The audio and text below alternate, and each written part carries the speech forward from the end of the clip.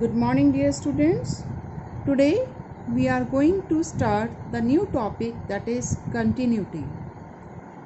अगर हम English language में बात करें तो कंटिन्यूटी का मतलब या कंटिन्यूअस का मतलब क्या होता है कि लगातार, विदाउट एनी ब्रेक। पर आज हम देखेंगे कि मैथमेटिकली हम कंटिन्यूटी को कैसे डिफाइन करते हैं। इसके लिए हम पहले कुछ एग्जाम्पल्स लेंगे और उसकी हेल्प से इसे समझने की कोशिश करेंगे। Here I have taken a function fx equal to if x is less than equal to 0, मतलब at x equal to 0 and for all negative values of x the value of the function is 2 and for all positive values of x the value of the function is 3। तो अगर हम इसका graph बनाएं तो graph में जितने भी negative values हैं x की, तो वहाँ पर फंक्शन की वैल्यू 2 है, तो फंक्शन की वैल्यू 2 हो गई। -1 पे भी 2 होगी, -2 पे भी 2 होगी, 0 पे भी 2 है। तो अगर आप इसे ज्वाइन करेंगे you will get this part. And for all positive values of x equal to 1 पे भी फंक्शन की वैल्यू 3 है, x इक्वल टू 2 पे भी फंक्शन की वैल्यू 3 है, x इज इक्वल टू 3 पे भी फंक्शन की वैल्यू 3 है। तो जब आप 1 पे भी 3 है, 2 पे भी 3 है, 3 पे भी 3 है फंक्शन की वैल्यू, जब आप उसे ज्वाइन करेंगे तो आपको ये पार्ट मिलेगा। तो यहाँ पर हमने ये ब्लैंक सर्किल ड्रॉ करा, इट मीन्स 0 पे इसकी वैल्यू 3 नहीं है, क्योंकि 0 पे फंक्शन यहाँ से डिफाइंड हो रहा है। 0 पे इसकी वैल्यू 2 है और बाकी सब पॉइंट्स पर इस फंक्शन की वैल्यू 3 है। तो अगर हम इस ग्राफ को बनाना चाहें तो ऐसे पहले बनाएंगे, then you have to lift your pen and then to this point and then you have to draw the graph like this. तो यहाँ पर आप कंटिन्यूटी में इस ग्राफ को नहीं ड्रॉ कर पा रहे हैं, आपको बीच में एट x इक्वल टू 0 अपना पॉइंट पेन उठाना पड़ा और फिर ऊपर जाना पड़ा पॉइंट 3 पर और फिर आपको ग्राफ ड्रॉ करना पड़ा। तो इस फंक्शन को हम कंटिन्यूअस फंक्शन नहीं कहेंगे। अगर हम मैथमेटिकली बात करें तो यहाँ फंक्शन की left hand limit at 0, limits आपने 11th क्लास में पढ़ा था, तो कंटिन्यूटी के कॉन्सेप्ट में लिमिट का यूज़ होता है। लिमिट के बेस पर ही हम आगे कंटिन्यूटी को डिफाइन करते हैं कि अगर किसी फंक्शन की लिमिट फंक्शन की वैल्यू के इक्वल होती है तो वो फंक्शन कंटिन्यूअस होता है एट पर्टिकुलर पॉइंट। तो यहाँ पर अगर हम इसकी लेफ़्ट लिमिट की बात करें एट 0, मतलब 0 की तरफ हम अप्रोच कर रहे हैं फ्रॉम द लेफ़्ट, तो फंक्शन की वैल्यू कितनी आ रही है फ्रॉम द लेफ़्ट? फंक्शन की वैल्यू 2 है। और अगर हम 0 को अप्रोच करें, राइट की साइड से अप्रोच कर रहे हैं, मतलब इस साइड से अप्रोच कर रहे हैं, तो राइट साइड से अगर हम अप्रोच कर रहे हैं तो फंक्शन की वैल्यू क्या है? यहाँ पर 3 है, यहाँ पे 3 है। फिर यहाँ जैसे जैसे हम 0 की तरफ बढ़ रहे हैं तब भी इसकी वैल्यू क्या आ रही है? 3। तो यहाँ left hand limit at 0 is not equal to right hand limit at 0। So इस केस में जब हम लेफ़्ट लिमिट और राइट लिमिट किसी फंक्शन की इक्वल नहीं होती है तो हम कहते हैं उस फंक्शन की लिमिट उस पर्टिकुलर पॉइंट पर एग्जिस्ट नहीं करती है। तो एक केस हमारा ये हो। अब एक केस और हम लेंगे। यहाँ हमने एक दूसरा एग्जांपल लिया है जहाँ पर 0 पर बस फंक्शन की वैल्यू 2 है और 0 के अलावा बाकी सब पॉइंट्स पर फंक्शन की वैल्यू 1 है। तो जब हम इसका ग्राफ ड्रॉ करेंगे तो नेगेटिव वैल्यूज़ पर भी फंक्शन की वैल्यू 1 है, पॉजिटिव वैल्यूज़ पर भी फंक्शन की वैल्यू 1 है, पर 0 पर फंक्शन की वैल्यू 2 है। तो 0 पॉइंट पे हमने इसलिए ब्लैंक सर्किल ड्रॉ करा, इसका अल्लाह 0 पर फंक्शन की वैल्यू 1 नहीं है और 0 पे क्या डिफाइन थी फंक्शन की वैल्यू 2। तो इस ग्राफ को भी ड्रॉ करने के लिए आपको यहाँ से यहाँ जाएंगे आप और उसके बाद अपना पेन उठाना पड़ेगा, 0 पे ये मार्क करेंगे और फिर आप इस ग्राफ को आगे ड्रॉ करेंगे, या यहाँ से ड्रॉ करेंगे तो भी यही बात है। इस पॉइंट पे 0 पे आने के बाद फिर आपको पेन उठाना पड़ेगा, फिर आपको आगे का पार्ट ड्रॉ करना पड़ेगा। मतलब कंटिन्यूटी में आप इस ग्राफ को ड्रॉ नहीं कर पा रहे हैं। और यहाँ पर अगर हम देखें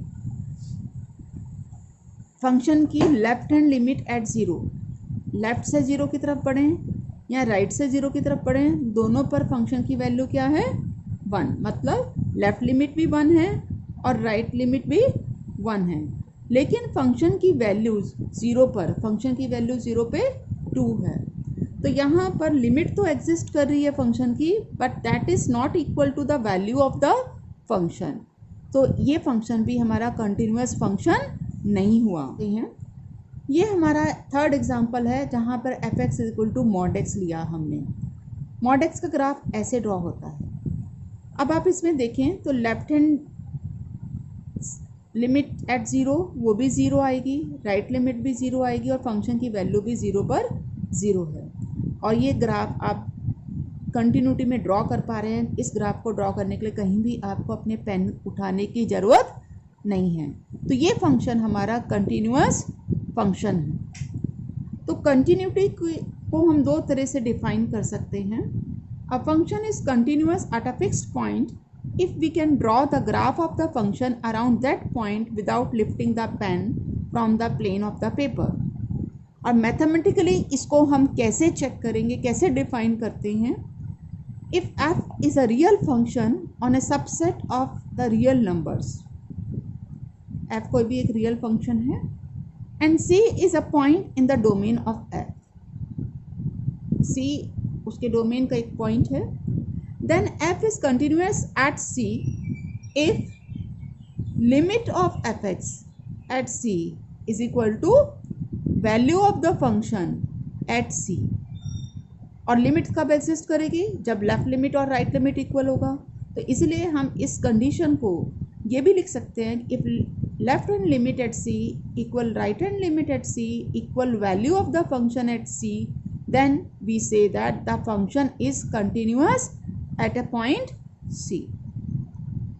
और अगर कोई फंक्शन अपने डोमेन के हर पॉइंट पर कंटिन्यूअस होगा तो उस फंक्शन को हम कंटिन्यूअस फंक्शन कहेंगे। तो हमने एक पर्टिकुलर पॉइंट पर कंटिन्यूटी की बात कही है और यहाँ हम पूरे डोमेन में कंटिन्यूटी की बात कर रहे हैं कि अगर डोमेन के हर पॉइंट पर फंक्शन कंटिन्यूअस होगा then we said that the function is continuous. अब एक यही मॉडुलस फंक्शन को हम मैथमेटिकली इस डेफिनेशन के अकॉर्डिंग प्रूव करने की कोशिश करेंगे।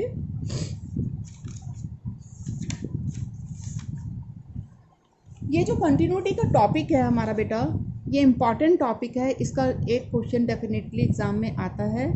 4 नंबर में भी क्वेश्चन आ सकता है ये, और 2 नंबर में भी आ सकता है। 4 नंबर में आने के चांसेस काफ़ी हैं इसके, और कभी कभी ये 2 मार्क्स में आता है। तो हमारा ये एग्जाम्पल है कि show that modulus x is continuous at 0। जो अभी हमने ग्राफ की हेल्प से समझा है उसको अब हम मैथमेटिकली प्रूफ करेंगे। नाउ मॉड फंक्शन को हम डिफाइन कैसे करते हैं, ये हमने 11th क्लास में भी पढ़ा है। Mod function this f x is equal to, अगर ये x की वैल्यू नेगेटिव है, if x is less than 0, तो मॉड x किसके इक्वल होता है -x। If x is positive, जैसे 2 है, 3 है, 4 है, तो मॉड 2, मॉड 3, मॉड 4 की वैल्यू क्या होती है 2 ही आ जाती है। This means mod x is equal to x if x is greater than equal to 0। अब हमें 0 पे इसकी कंटिन्यूटी चेक करनी है, तो 0 पर लेफ्ट हैंड लिमिट और राइट हैंड लिमिट निकालनी होगी। तो 0 पर लेफ्ट हैंड लिमिट जब हम निकालेंगे, limit x tends to 0 from left, minus means from left f x, क्या होगा लेफ्ट में 0 के लेफ्ट में फंक्शन यहाँ से डिफाइंड है, तो इस पार्ट को हम यूज़ करेंगे। तो एफ एक्स को रिप्लेस करा -x से। अब हम लेफ्ट हैंड लिमिट कैसे निकालते हैं, ये 11th क्लास में आपने समझा था। वैसे तो यहाँ हम लेफ्ट हैंड लिमिट अगर निकालनी है किसी फंक्शन की किसी पॉइंट पर, जैसे एफ एक्स की लिमिट निकालनी है ए पर, लेफ्ट हैंड लिमिट निकालनी है, तो हम क्या करते हैं, हम एक एक्स को रिप्लेस करेंगे ए माइनस एच से और लिखते हैं limit h tends to 0 f a minus h, क्योंकि एक्स को रिप्लेस करा हमने किससे, a minus h से. So when x tends to a, h will tends to 0. So we put this condition limit h tends to 0 f a minus h. और अगर हमें right limit निकालनी होती है तो हम लिखते हैं limit x tends to a plus f x is equal to limit h tends to 0 f a plus h. यहाँ पर ये पॉलिनोमियल फंक्शन है तो आप इसे डायरेक्ट भी लिख सकते हैं, आप चाहे इस मेथड से करिए. तो यहाँ 0 माइनस एच से रिप्लेस करेंगे x को, क्योंकि 0 पे आप लिमिट निकाल रहे हैं और h टेंड्स टू 0, तो इसकी वैल्यू 0 आएगी. इसी तरह से राइट हैंड लिमिट जब आप निकालेंगे तो राइट में फंक्शन x से डिफाइंड है, तो एफ एक्स को रिप्लेस करना है x से, और x को जब आप 0 प्लस एच से रिप्लेस करेंगे एंड h टेंड्स टू 0, इसकी वैल्यू क्या आएगी, 0 आएगी. और फंक्शन की वैल्यू 0 पर वो यहाँ से डिफाइंड है, यहाँ पे x को 0 रखिए तो f 0 0 आ जाएगा. तो यहाँ लेफ्ट लिमिट, राइट लिमिट और वैल्यू ऑफ द फंक्शन तीनों इक्वल है, इसलिए मॉड फंक्शन कंटिन्यूअस होगा एट x इक्वल टू 0. तो ये जो कंडीशन है, ये कंडीशन जरूर लिखिए बेटा. कुछ बच्चे क्या करते हैं, डायरेक्ट क्वेश्चन स्टार्ट करना शुरू कर देते हैं. तो आपको कंटिन्यूटी अगर किसी पॉइंट पर चेक करनी है तो पहले उस पॉइंट पर उस कंडीशन को लिखिए कंटिन्यूटी की. तो आप ये लिखेंगे तो इसमें आधा एक नंबर आपको ज़रूर मिलेगा. अब एक दो क्वेश्चन और करेंगे हम. एक्सरसाइज 5.1 का ये क्वेश्चन है, एक third. F x is equal to x minus 5. ये एक पॉलिनोमियल फंक्शन है. हमें प्रूव करना है कि दिस फंक्शन इज कंटिन्यूअस. यहाँ कोई पॉइंट नहीं दिया कि किस पॉइंट पे चेक करना है, इसका मतलब इसके डोमेन में चेक करना है. और जब कुछ मेंशन नहीं है इसका मतलब आर पे चेक करना है कि show that this is continuous in R. So we have taken any general point in R, suppose c is any real number. अब हम लिमिट निकालेंगे फंक्शन की एट सी, क्योंकि पॉलिनोमियल फंक्शन की लिमिट कैसे निकालते हैं, 11th क्लास में आपने पढ़ा था कि पॉलिनोमियल फंक्शन की लिमिट कैसे निकाली जाती है. उस पॉलिनोमियल में x को उस वैल्यू से रिप्लेस कर देते हैं. अगर 2 पर लिमिट निकालनी है तो लिमिट क्या हो जाएगी, of this polynomial at 2 2 minus 5. 3 पे निकालेंगे तो 3 माइनस 5, मतलब डायरेक्ट उस नंबर को सब्स्टिट्यूट कर देंगे गिवन पॉलिनोमियल में. तो यहाँ पर हम c पे निकाल रहे हैं तो इस पॉलिनोमियल में हम c सब्स्टिट्यूट कर देंगे, so it become c minus 5 और वैल्यू भी यही होगी. एफ सी क्या होगा, c माइनस 5. सो यहाँ पर limit equal to value of the function, so this function is continuous at c.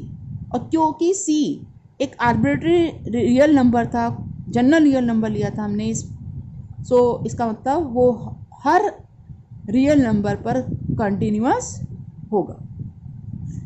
Now we have certain algebra of continuous functions, that is if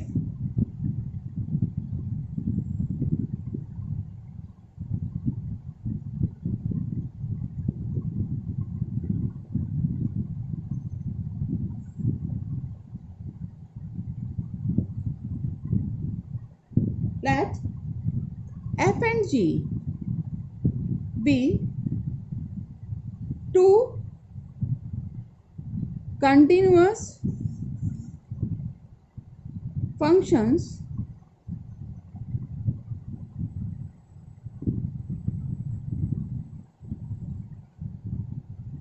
at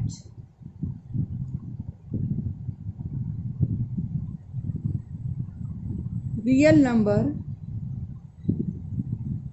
c, then f plus g and f minus g both are continuous at x equal to c, f plus g भी continuous होगा, f minus g भी continuous होगा। Second point, f dot g is continuous at x equal to c. Third is f divided by g is continuous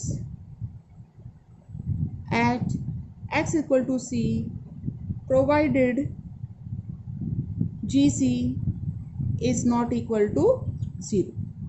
तो अगर हमारे पास दो functions हैं, F और जी रियल फंक्शंस हैं, जो दोनों एक रियल नंबर सी पर कंटिन्यूस हैं, तो उनका सम भी कंटिन्यूस होगा, उनका डिफरेंस भी कंटिन्यूस होगा, उनका प्रोडक्ट भी कंटिन्यूस होगा और उनका कोशेंट भी कंटिन्यूस होगा, provided g c is not equal to 0. और आपको कुछ बातें ध्यान में रखनी है कि polynomial functions they are always continuous, absolute value function हमने अभी चेक करा, इट इज़ कंटिन्यूस. इसी तरह से साइन फंक्शन का ग्राफ आपको पता है, साइन फंक्शन का ग्राफ होता है हमारे पास इस टाइप से ग्राफ बनता है साइन फंक्शन का. So it is also continuous in are. Similarly cos function is continuous in are. That's all for today, and remaining we will discuss in next video. Thank you.